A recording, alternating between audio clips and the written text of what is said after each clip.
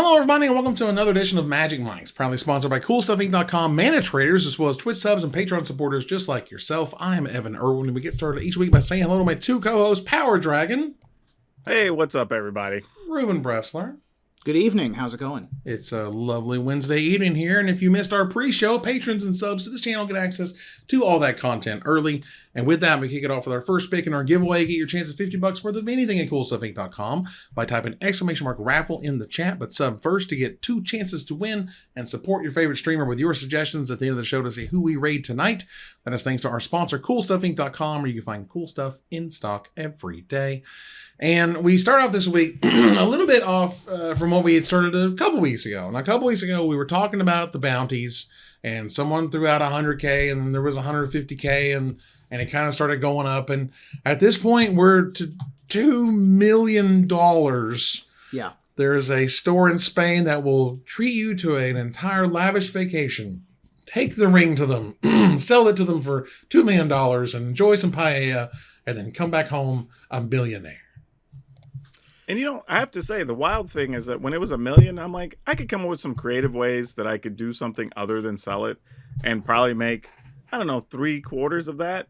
But at $2 million, I'm like, yeah, I'm just selling it to somebody for $2 million. Yeah. Like, I mean, Agreed. That's just crazy. Like, do you go Yeah. to Sotheby's at this point? Like, if you got it for real? Maybe. I think that if you got it for real, you know, we were discussing a little bit during the pre-show about what you do when you win the lottery. Right. It's Yeah. not different. It's that different. the same. Yeah. Yeah. The one thing I will say, though, is at Sotheby's, you also have, like, the listing fees, the 15 to 20% closing fee, depending. Right. Like, so would it have to sell for more than, like, 3.5 for you to get the same 2 million-ish? I mean, plus You know what I taxes. mean? Like, yeah, that's what I'm like- saying. So it's like, I might just take the 2 million anyway. Yeah. Take the $2 million and run. Yeah. Yeah. I mean, you know, I am sure, I am absolutely positive that the biggest offer will not happen publicly. Interesting. Sure. Well, So that's a thing. you know, there have already been 2 openings of the One Ring Right. that weren't clearly the One Ring, which again further, you know, works with my theory that there's a redemption card, not the actual ring in there.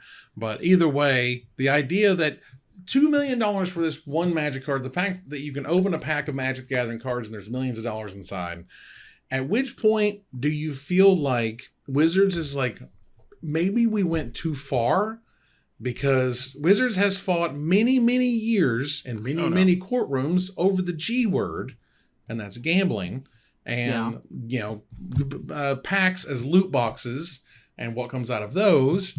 And, you know, if you're able to open a pack of Magic cards and you pull out a $50 card, okay. You open a pack of Magic cards and you pull out a couple houses. Sure. Is that a whole, are we in a whole different echelon here? I don't think so, because I mean, there's some wild and crazy stuff in sports cards. I Yeah. mean, literally where you buy boxes where there's like 3 packs in there that are, I don't know, like $400 each. And, you know, each thing comes with like a piece of Babe Ruth's jersey and a Barry Bonds bat and, you know, all kinds of stuff. So Yeah. I don't think so.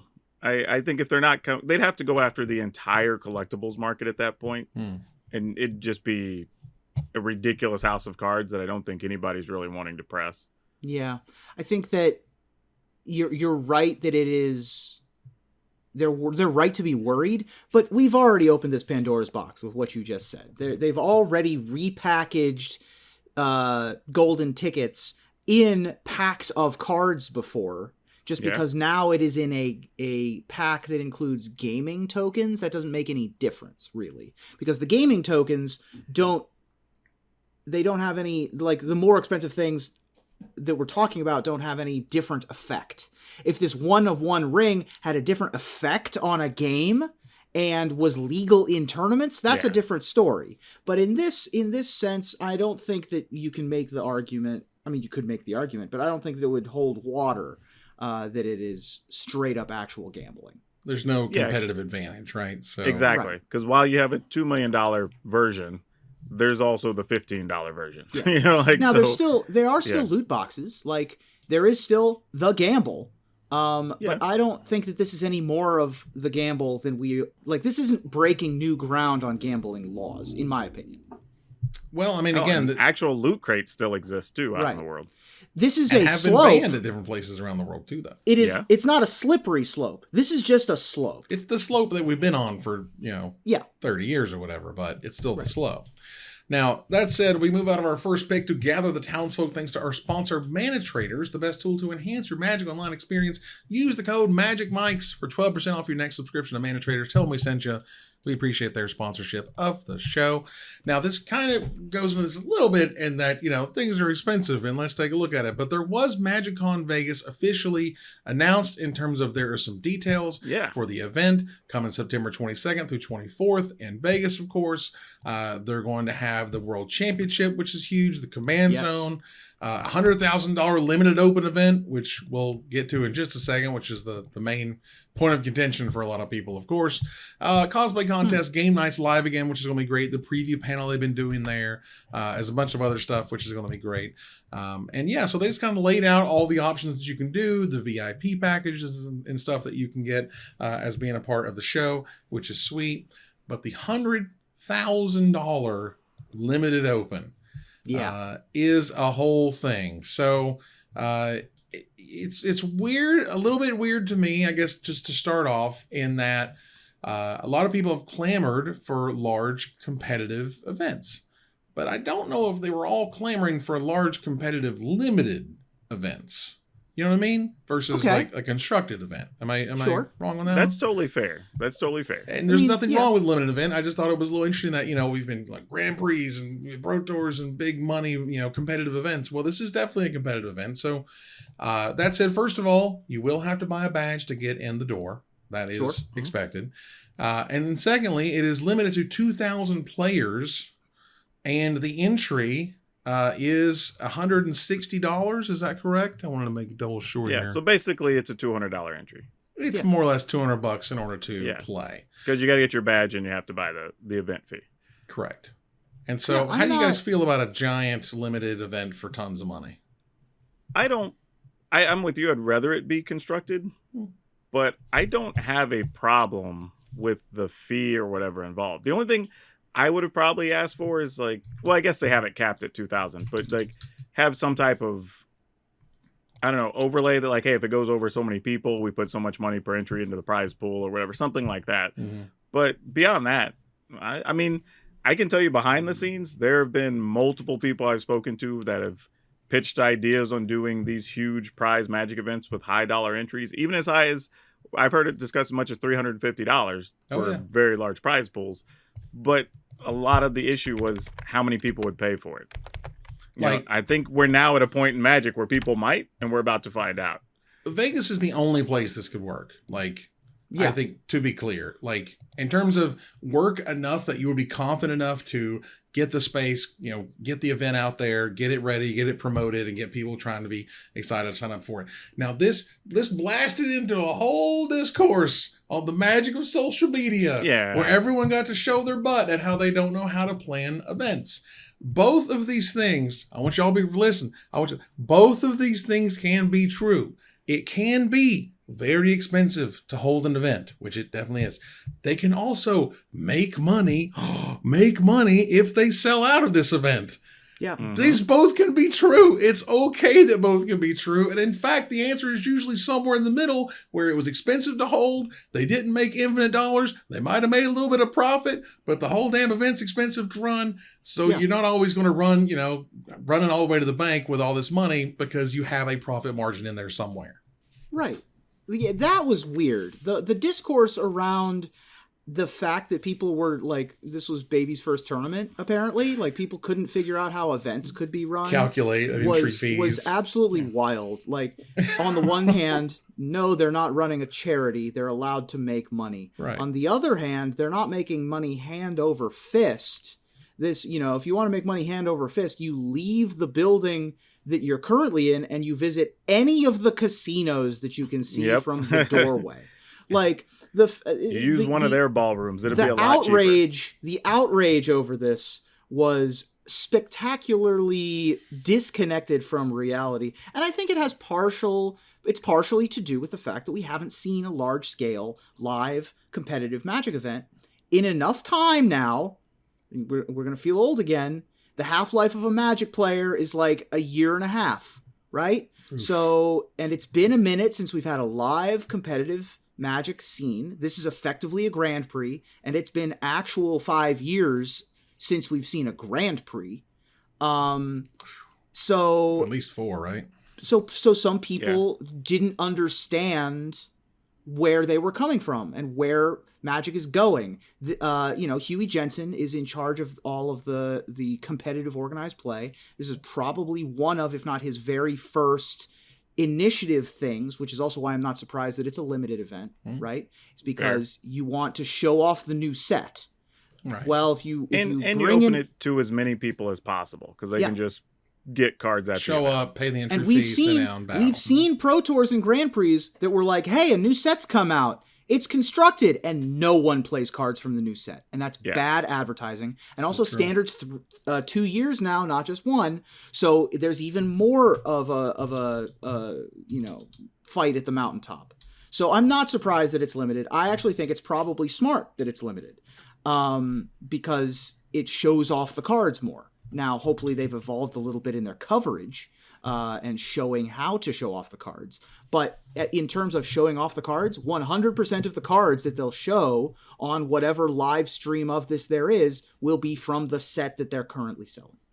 There's also some other features there, too, where you have a lot of, we'll call them retired competitive Magic players that are now in Vegas because they become poker pros. Yeah. A lot of past players might not take the time to go through the effort to figure out the constructed format, but they might show up and pay $200 to play a limited event where they can win, $20,000 or whatever the top prize is going to be, right? Right. So you could also get that promotional aspect out of it. That could be pretty good.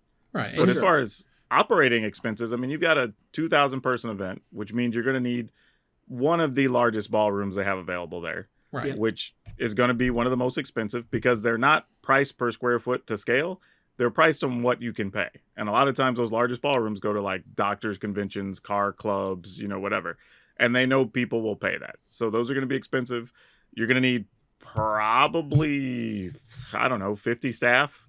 Oh, you're going to need a bunch. I mean, you're going to need head scorekeepers and head judges and judge for staff. The tournament. For the tournament. Yeah, and not counting the rest of the event. Right, that was the whole event there. Yeah, look, my guess is, somewhere around 750 people or 120 grand worth of entries is going to be close to break even in terms of just the brass tacks of what it takes to make it happen. Still doesn't count everything else, blah, blah, blah. But again, if they were to sell out and the organizer were to make some money, that also pays for the rest of it. So, it justifies them doing something bigger for the next event. Right. Because now they can go to the higher ups and be like, see, we profited, I don't know, whatever it's going to be, $70,000 or whatever running this event. We could do a bigger one. Right. We could do it in this location or whatever and know that they're going to be okay. Yeah. I mean, and there's that allure, and Lord knows we've heard it over the years. I've just if you just bring the big dollar events to a place like Vegas, it will happen. Well, this is definitely the litmus test. And if y'all want these big events to happen, you need to show up and play. So that said, let's move on here. To hashtag MTG Ambassadors. So what in the world is a Magic the Gathering ambassador?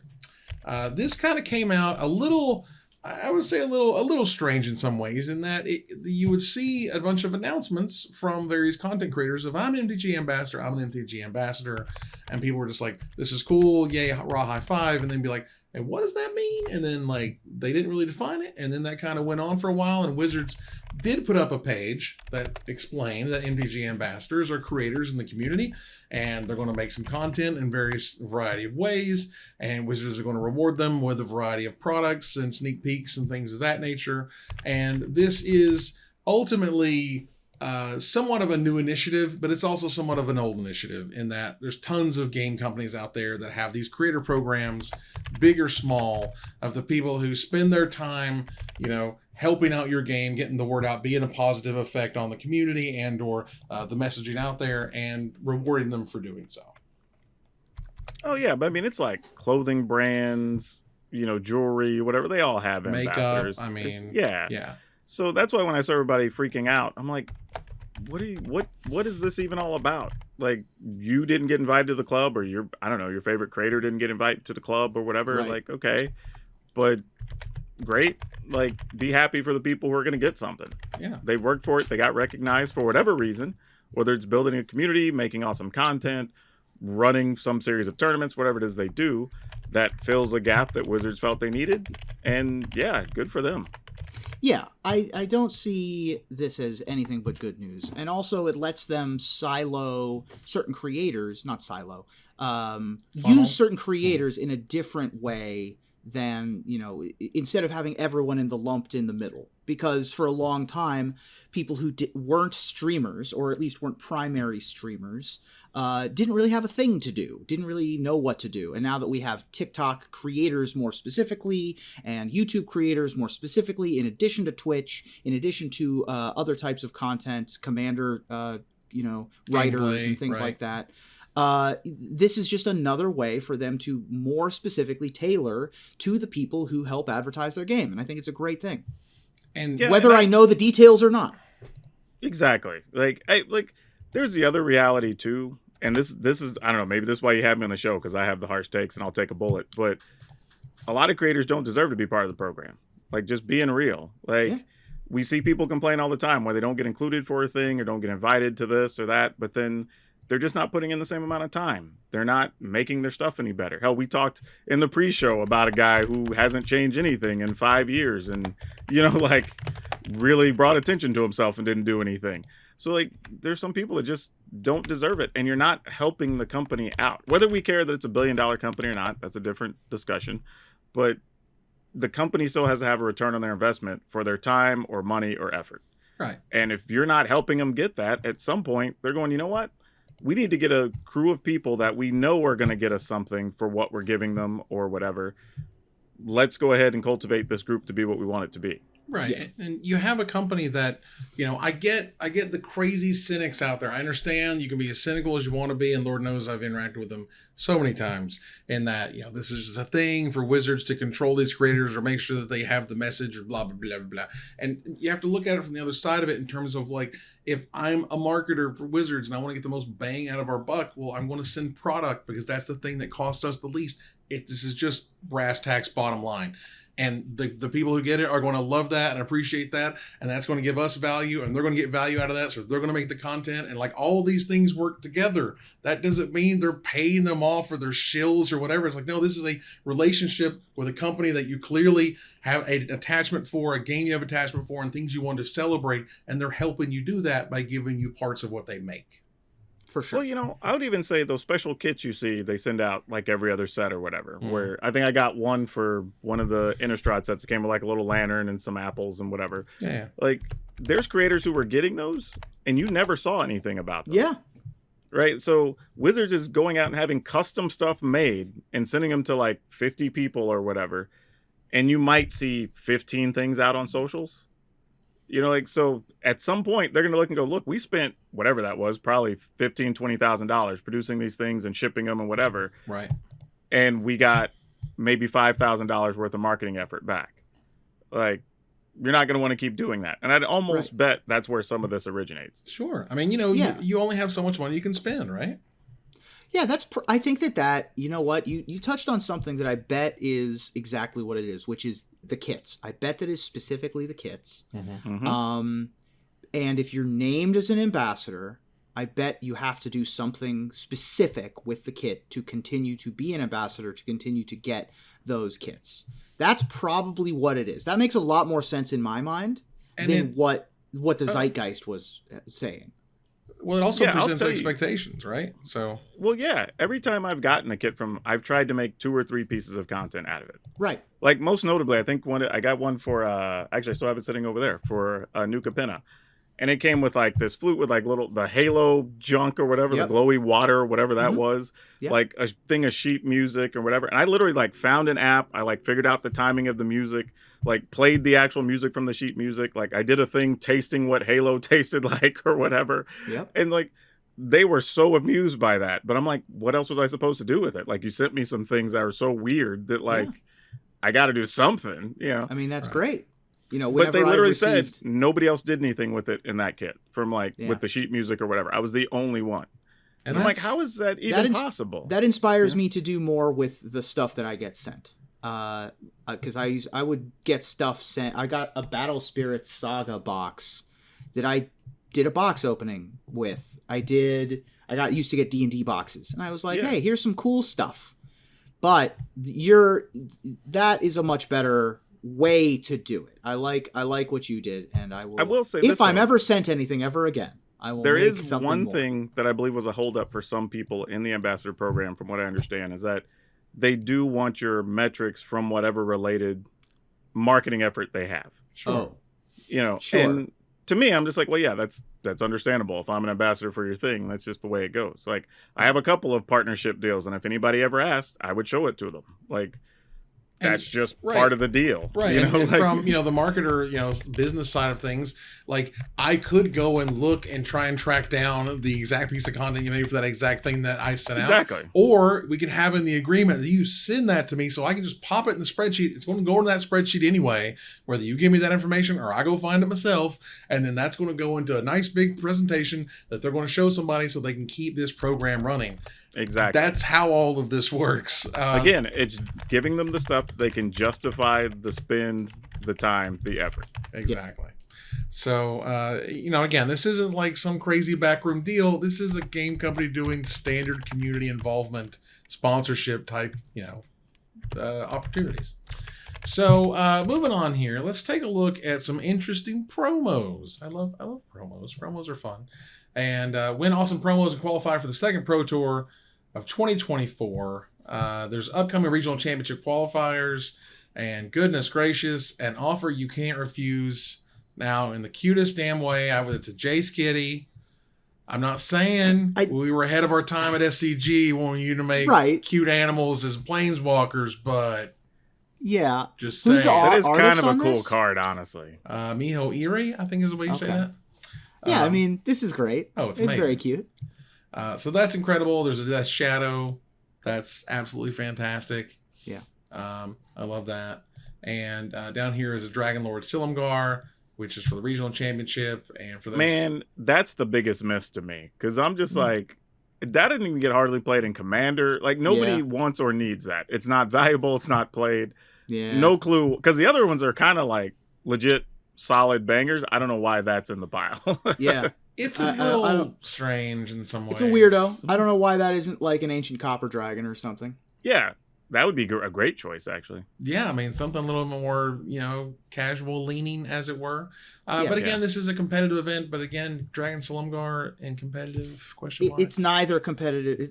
Nobody was asking for this. Yeah, it is. It is a bit of a weirdness thing. So It's almost like somebody had that art commissioned 6 or 7 years ago and just went like, we need to use this for something. Sure. Let's just put it on a card, like get it out the door. yeah.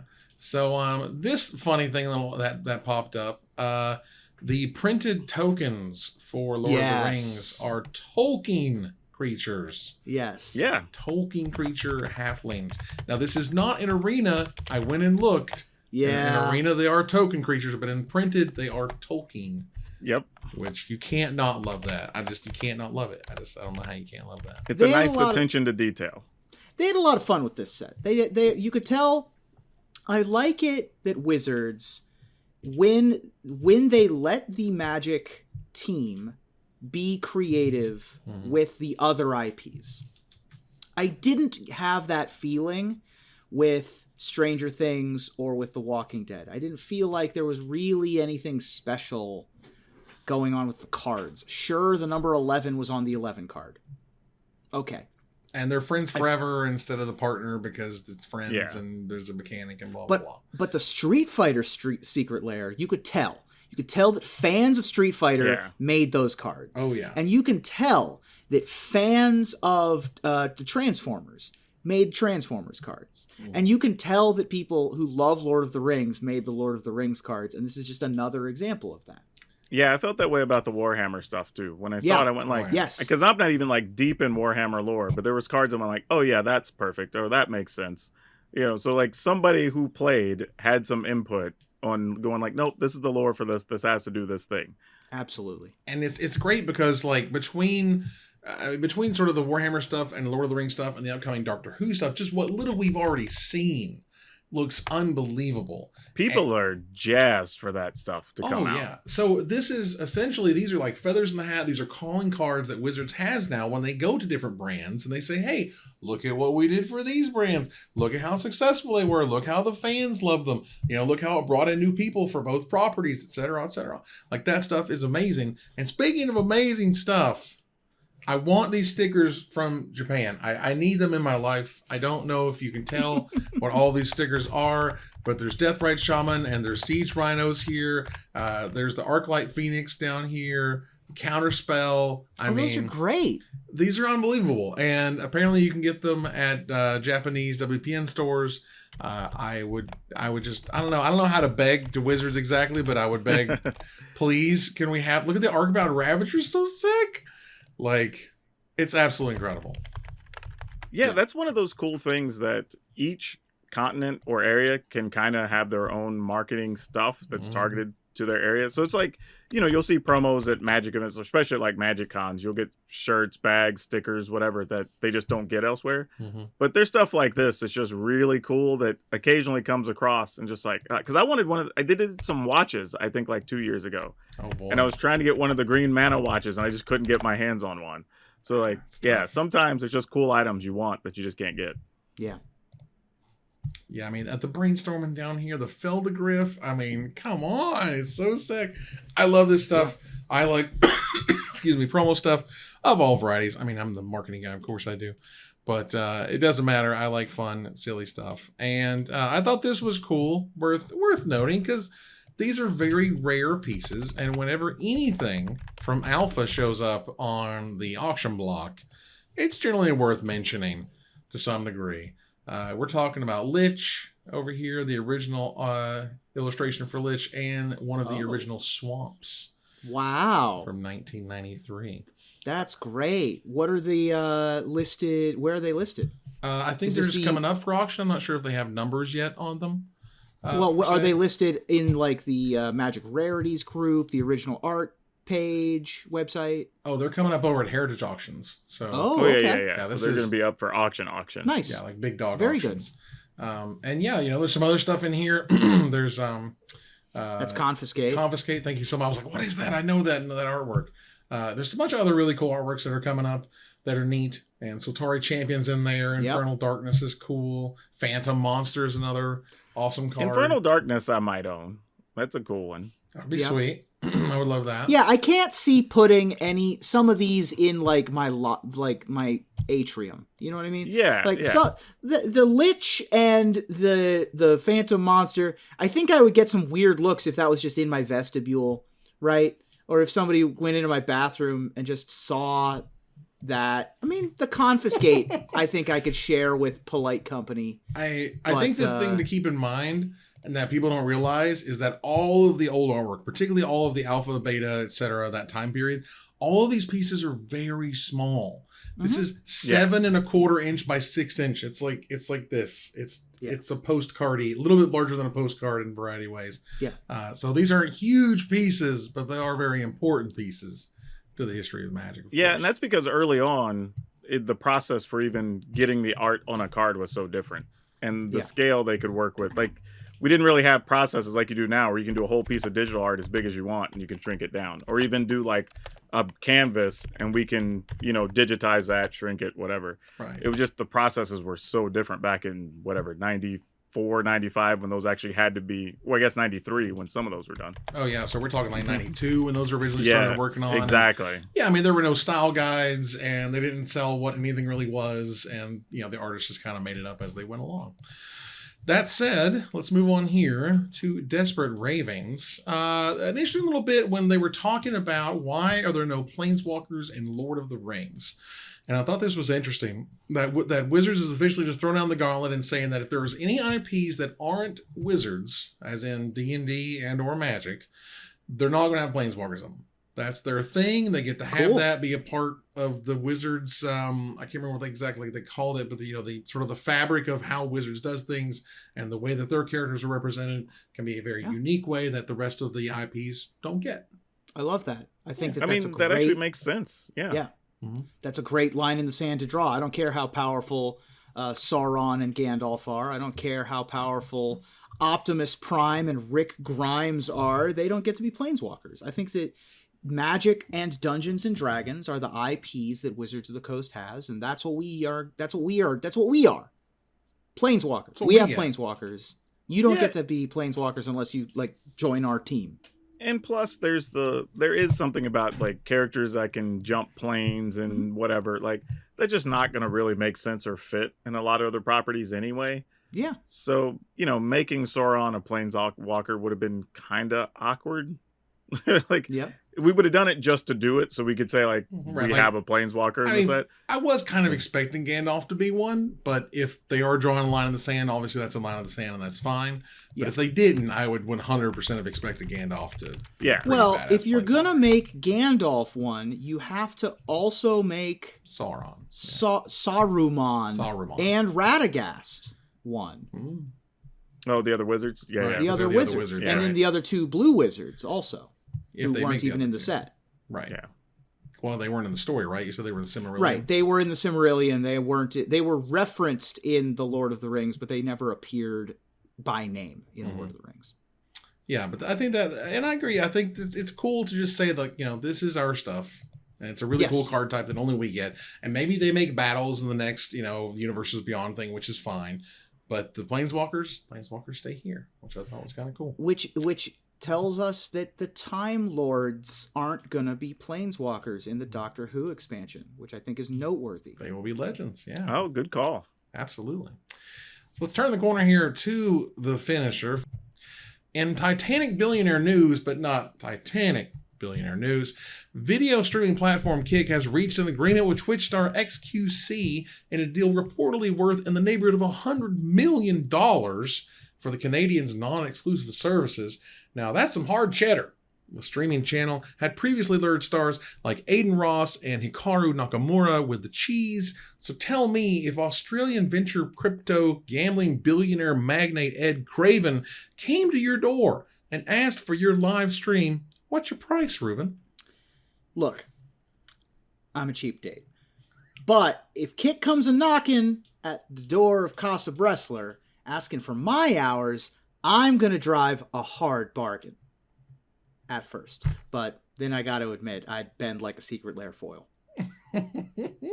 Now look, dear Mr. Edward Craven and the illustrious business people at Kick.com, we here at Magic Mike's are willing to discuss our non-exclusive streaming rights. We will send over our package deal post-haste. Send back your response to the included address, printed on unmarked $100 bills in your largest font. Capitistically yours, Mr. Orange. And that ends another live episode of Magic Mike's. Thanks for joining us here to discuss all things Magic. Thank you, Power Dragon. Thank you, Ruben. Hey, thanks, everybody. And just in case, we'll see Nerd Girl again. Just for the YouTube people out there. Calm down. We're all still friends here. It's a talk show. Lovely. This is the view for Magic. So here we are. We slide in, we slide out. We're all good to go. And we move to our final slide. I want to thank our sponsor, CoolStuffInc.com, our co-sponsor, Mana Traders, my co-hosts, Power Dragon and Ruben Bressler. You guys for watching or listening. Hope you support us at patreon.com/magicmikes.